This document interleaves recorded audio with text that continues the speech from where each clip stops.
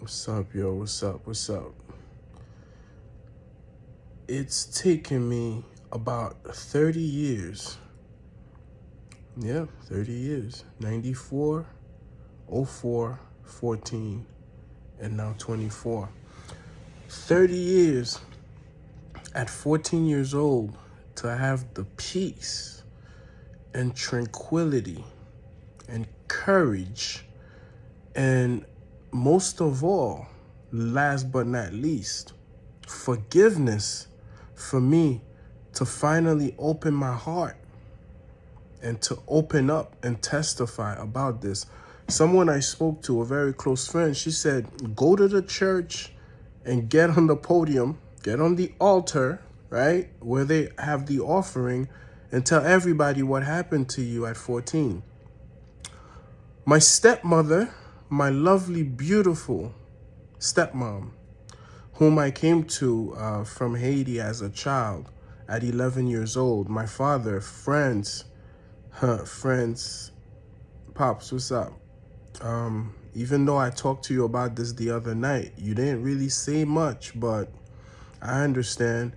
You didn't know, and all you could do because of your upbringing, because of your environment, because of who you are, because of the trauma.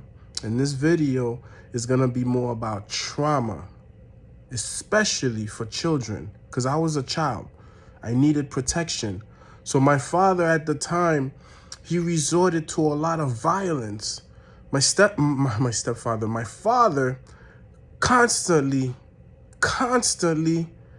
beat on my stepmother. And for me as a 14-year-old child, a boy, that was upsetting to me, to the point where one time by 16 years old, I revolted. I said, stop. And my father chased me down the hall. And he was trying to hit me because I was trying to stop him. I wasn't trying to fight him, I just wanted him to stop hitting her. Because my father was just like, boom, boom. I just saw my dad just boxing my stepmother. And I couldn't. I had enough.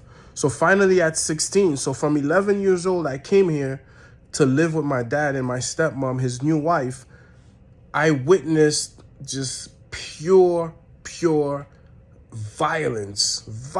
Like my father violently beat up on my stepmom. And let me preface everything. I do not condone violence. I do not condone domestic violence. I do not condone violence of any kind. However, what I'm saying is that was my father's way of dealing with whatever he had been going through, and whatever that was at the time at 14 years old, I didn't know. I had no clue. So I was confused. I was hurt. I was traumatized. I was scared.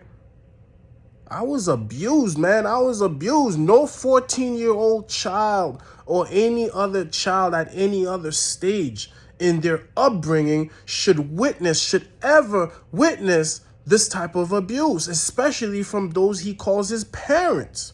Whether it be a step-parent, a direct parent, a guardian, whoever, a ward of the state. My stepmother, I want to keep this video clean. In retrospect, looking back, knowing now what I didn't know then, if I knew then what I knew now, I'm not saying it would have been okay, but my stepmother had the audacity to cheat. That's right. My stepmom, as beautiful, as gorgeous, as a Christian, conservative Christian, the first day I came here on a Saturday night, the next morning, my stepmom woke me up at 6 a.m. She said, get up, we're going to church. I'll give her credit for that. She introduced me to God. She did. But as a Christian woman, for you to be going downstairs from the 6th floor to the 4th floor to cheat on your husband who just got you here 2 years prior, that was uncalled for. So in other words, my father was beating the crap out of my stepmom for being a hoe. I'm going to keep it a buck. I'm going to keep it 100 with y'all. All right? This is as respectful as I'm going to keep it. My father was pounding on my stepmom all these years. My stepmom cheated on my dad with his own cousin and got pregnant. So she had the audacity to have unprotected sex with my dad's cousin and got pregnant and had an abortion. The reason I'm exposing you right now, Mariette Figaro, Mariette Dade, D-A-D-E, Upper Town Church of God. And rumor has it, I don't go based on rumor, you had an affair with the pastor also. So who was it you laying with? So let me get to the bottom of the story, because I'm not making this video 30 minutes, an hour. 30 years it has taken me. My heart was hurting for 30 years. Why did my stepmother hate me so much to the point where she exposed me to a man who almost stabbed me at the staircase of my building? My stepmother was having an affair with this guy called Jean David. My stepmother would sneak downstairs, leave her children upstairs, leave my little brother and my little sister Lydia upstairs with me. That's how she ruined my childhood also, by keeping me away from activities in school. My friends were involved in sports, karate, extra like music activities, beautiful activities. I had to join my arts team and I had to sneak around about it. I couldn't let my parents know about my sports activities. When we did our grand finale show, I had to lie and give her a story where I was going at 7 p.m. because I was doing my show. That's what you did to me, Mariette. Mariette, you ruined my life. You ruined my life. I came to you to this country as a child, and I called you mother. Left my own maternal mother in Haiti, came here as an 11-year-old child. Instead of taking me in and nurturing me, you abused me. You traumatized me, Mariette Figaro. You are wrong for that. And all these years, over 30 years, you've hidden in the church. But what the Bible says nothing that is in the dark. There is nothing hidden that will not come to the light. So here we are. As I turn 46 years old in 2 days. Why did you do that? You stripped me from my childhood, Mariette. When I ran into you in 2021, right during the pandemic, and you were giving me all these sorry excuses why things happened the way they happened between me and you and my sister Vicky, how my sister left because you traumatized her. You wanted her to come here to be your slave, to be your maid. And my sister had other plans, and my sister ran off, and I ran off right after her. That's how I finally got free. You was telling me all these lies. Mariette, you told my own child, you told my firstborn son to not be like me. Why would you do that? Why would you ever do that? You told my son, my beautiful son, who I struggled with sweat and tears to raise, to make sure he got a beautiful childhood, the one that you stripped me of, and you told him not to be like me. Why would you do that? You tried to plant a bad seed inside my son's heart against me. You are evil. You can hide in church all you want. You can hide in the church all you want. But at the end of the day, at the end of life, as you take your last breath, because I saw your Facebook post, and your Facebook post, you said no weapons can form against you. But guess what? You are the weapon that you have formed against yourself, because you have done evil. You have done bad deeds. You have done evil deeds to the child of God, because I'm a child of God. The things that you've done to me, the things that you've put me through. When my mother died in Haiti by herself, you cursed my mother out 3 months. When you were on the phone, somebody said, oh, look, you got 5 children now. The 2 children that you had, Cranston and Lydia, and the lady was talking about me, Vicky, and Belinda. You said, what 5 children? I don't got no fucking 5 children. I heard that. I heard you say that on the phone. You told this woman, your friend, that you didn't have no 5 children. So you hated my mother's children from day one. You are what's called the classical wicked stepmother. That's what I'm gonna call this video. A classical wicked stepmother. That's what you are. That's what you've always been. But as Isaiah says, a child shall lead them, because the innocence of a child, the innocence that I had for you, the love that I had in my heart for you, Mariette Figaro, you took that and you used that. My father would hurt you and abuse you, and I was the only one there for you. Krentz was 2 years old. Lydia was 2 months, 3 months. Dave wasn't born yet. And why would you call your son, why would you call your 3rd child by the man you were cheating, who you was having an affair with? Why did you name my brother after Jean David? You're disgusting. You are disgusting. I'm so glad I stayed away from you. I'm so glad I don't see you. When I come around the way, when I come to the old neighborhood, I avoid that street. You've tried. I was gonna say you ruined, but you've tried actively to ruin my life. And when my daughter was born, she was growing up. My baby girl was having issues because her mother and I broke up because of you and my father, because of the examples that you and my father gave me. I couldn't have a happy marriage on my own. I got my girlfriend pregnant at 22, and being in the church, I married her. I had no choice because I followed the Bible. I was a believer at the Bible. You turned me away from the church, the very church that you took me to the second day I got here. You turned me away. What you did, you undid what you did by taking me to church that very first day. Because of you, because of all the dirt that you've done all these years. You had the audacity to tell my daughter, my beautiful baby girl, Mimi, you told my baby girl she's the devil. No, Mariette, you're the devil. You've always been the devil. My daughter, sure, she was having trouble. My baby was a problem child, okay. But so what? Who hadn't gone through their phases of rebellion, right? She was angry. She was upset. She was expressing herself, getting in trouble at school. Every children do that. When I was having some troubles in 2013, you pulled me to the side of the room. You didn't have the balls.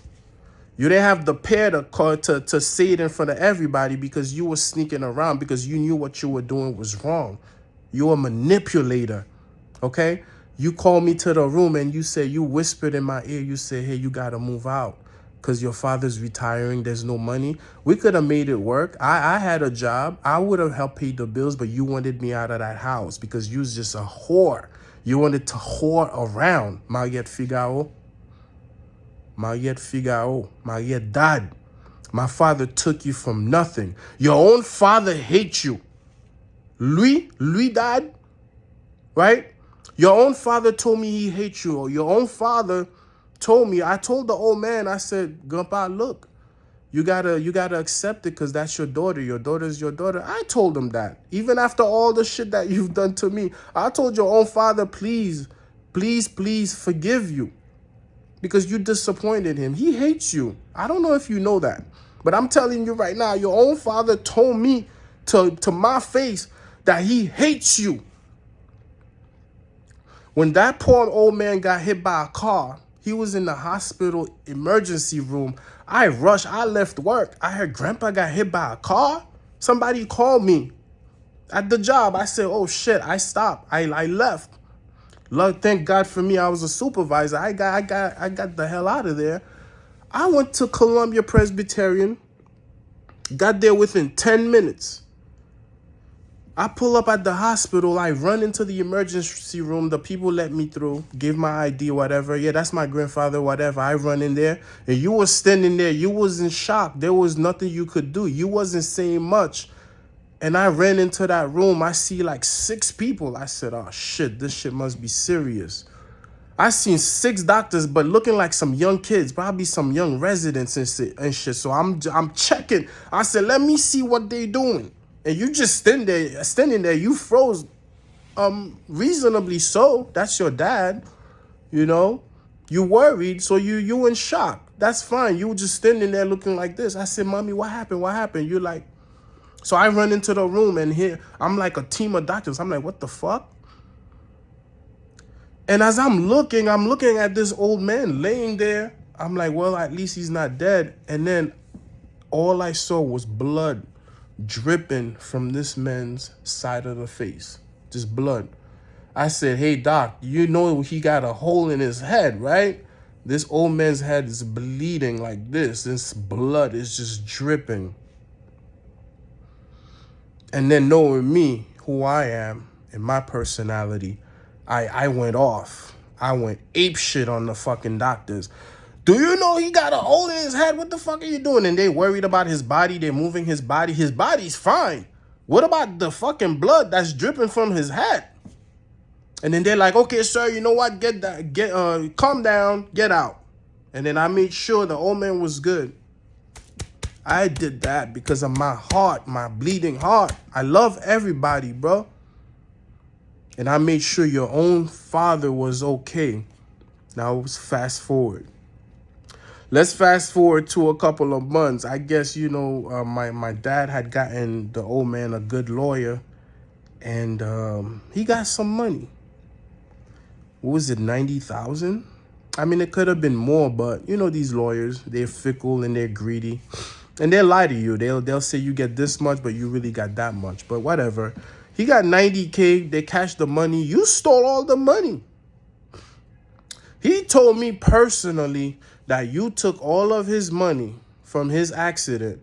And not only that, on top of that, when he got the money, he was trying to give me a little bit of money. You told this man personally, I don't know if your father's still here or not, because I haven't spoken to him in more than 10 years, because I had to get the fuck away from you stupid, crazy, delusional, psychotic motherfuckers. All of you.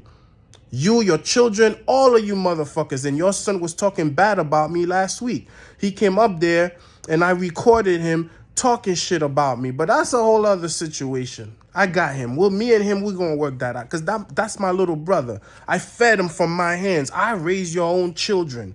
You had nothing to do with your children. You just spat them out. All you did was spread your legs and bring them in. And I took them. Krantz, Lydia. I fed Lydia. Lydia had a eating disorder. I had to fight your own fucking daughter to eat, bro. This is how you repay me.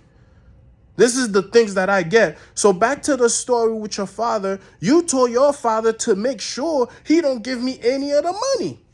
You kicked me out of the house because you said that my father was retiring while all your children sat there in that apartment. You are a demonic, delusional, devilish bitch.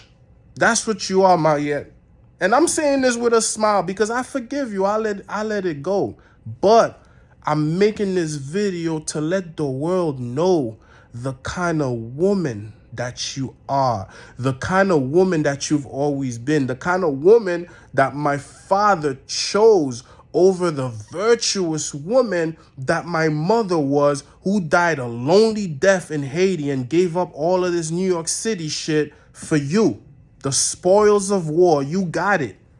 And that's why your husband was beating the shit out of you from day one. You went and cheated on the man with his own cousin, with his own blood, had an abortion, and then a few years later, you went and cheated with the guy downstairs, Jean-David, and then had a son and named the son my father's child or not even his child. Why would you name your son David after somebody you had an affair with, Mariette? What kind of person are you? What kind of person are you? I have so much dirt. Everything just started clicking. Everything started connecting to me. It's 19 minutes into the video and I haven't even begun to scratch the surface. And guess what, my dear love? The whole church. I'm making this go viral. Your entire upper town Church of God is going to know the kind of person that you are, the woman that they've elected to be the mère des mères, the mother of mother, the lady of the group, of the women's group. You are a dirty, disgusting hoe. who beat on your stepson, who hated on your stepson, who did everything in your power to stop me from succeeding, from achieving. And I will come to your room and I say, Mommy, you all right? Mommy, you okay? Mommy, you want me to get you your drink? I would come home and buy this lady her favorite ice cream. She used to like the chocolate coated ice cream with vanilla in the middle. I did that because I lost my mother, so I clinged on to you. I loved you. I've always loved you, Mariette. I've always loved you. But you've never loved me. You've never had no love in your heart for me. And Jesus says, if you don't have love in your heart for your fellow man, if you don't have love in your heart for your neighbor, if you don't have love in your heart for the one next to you, how can you love Christ who is in heaven, who is not here in physical form, Mariette Figaro? Your church taught me that, Mariette. So in closing, I'm fast forwarding. Let me wrap it up. I'm 14 years old. I'm going upstairs, happy kid. Against all odds, I'm still a happy kid. I'm still trying to make it work because the trauma has yet to set in. The trauma has yet to take over the life that I would have to deal with. The women that I had become intimate with, that I could not work out relationships because of the kind of person that my stepmother and my own father were. My own parents destroyed my future, bro.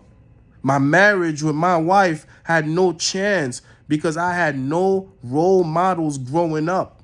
I'm 14 years old going upstairs and I see this man with a knife. This nigga had a butcher knife, bro. This nigga cornered me. And I knew who he was. I know who Jean David was, but I never did nothing to this man. This man accusing me of getting with his wife. I'm 14 years old. I'm a virgin. I'm a virgin till 18 years old. I wouldn't lose my virginity for another 4 years. This man had a butcher knife and he was accusing me of sleeping in his wife. Nadej. You think I remember this shit? This guy was trying to take revenge on my dad. My dad came home and found out what he found out and beat the shit out of you, out of Mariette. And then you somehow let him know what my father did. So this man was going to fight for you. And instead of facing my dad man to man, you see how evil people are? You see how evil and corrupted people are? So instead of going man to man with this other man who beat on your fucking, your mistress, your concubine, whatever, he wanted to get revenge on my dad by stabbing me. The man was trying to stab me. A lady next door saved my life. Rizia. Thank you, Rizia. The lady on 44 saved my life. I told my father this story a few nights ago, bro, because I'm healing. I'm going through the healing. I'm going through the process. You a devil. You a demonic bitch. That's what I had to endure as a child. No child is supposed to go through the things that you and my father put me through. I care for you. I put my life on the line for you, not once, but many times. Stepped up to my father for you. You wouldn't have money. You would give all your money to my dad. That was another form of abuse. He would take all your money and I would go buy you, not a Metro card, because back then there was no Metro cards. It was tokens. The old school people watching this, listening to this would know what I'm talking about. We had tokens. You had to buy a pack of 30 tokens or a bunch of tokens for 30 days. And you would put it, there was a little hole. You would dip it inside of the thing and then the turnstile will let you through. I buy you tokens.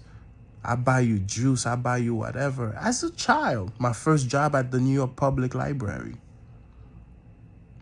But your heart was filled with hate. You hated me from day one. I had no chance. But I still love you against all odds. You call my daughter the devil. Mimi was 8 years old. 8 years old. What business do you have for calling an 8-year-old child who she calls you grandma? You're not even really her grandma. You told that child she's the devil. And that thing cut my daughter like crazy. She said, Daddy, Grandma said that. I said, yeah, okay. Daddy, Grandma told me I'm the devil. Or she said, Daddy, Grandma told me I got the devil in me. Why would you say that to a child, bro? I got you. Tell my son don't be like me. My son would be great to be like me. All the things you've done put me through, all the courage that I had to endure, all the abuse, the physical, mental, psychological, emotional abuse. And yet here I am, 30-something years later. I turned 46 in 2 days, y'all. Look at my face. I'm glowing against all odds. You put me through that. You and your dear husband, who's still at war. By the way, he's living in a studio on the other side of the block behind you. You know where he is. He's sick. Your husband is sick. And I heard you got a little boyfriend, a young guy in Philadelphia. That's what you do? Take care of your husband or give him a divorce. Give him back his apartment. Give my father back his apartment because my father's struggling. My father's turning 73. But you a woman of God. Give my dad, I'm going to make this a campaign. Give my dad back his home. You got money. All your children are working. Lydia's working. David is working. Marvel is working. Krentz is working. Krentz just had a baby. You have grandchildren now. You're a grandmother now, Mariette. Grow up. Give my dad back his house. Give him back his home. He's worked hard for it. Stop taking his money. You're disgusting. If you ever want to do anything right for the past 30, 40 years, if you ever want to do anything noble, if you want to make anything right by me, Mariette, give Mariette Figaro, give Fun back his apartment. Get out of there. You've used them enough. My dad only has a few years left, if not less. Give my dad back his home. He's in a basement home.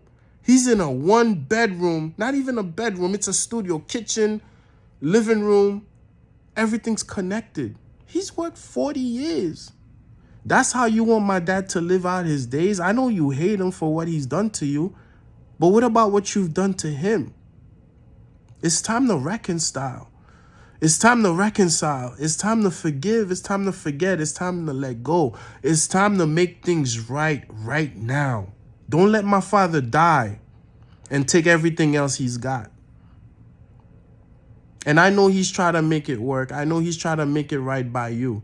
But don't use that. Don't abuse him. Do something right for once, Mariette. Undo all the dirt you've done and redeem yourself. This is about redemption. Redeem yourself and give dad back.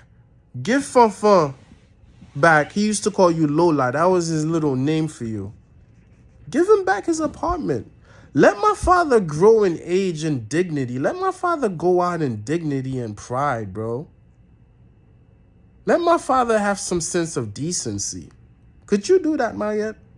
Ou ka fè sa pou mwen? Ou ka fè sa pou papam? Bay papam Kylie back. Remet di Kylie. Kylie pa pou ou, Mariette? Di travay pou Kylie.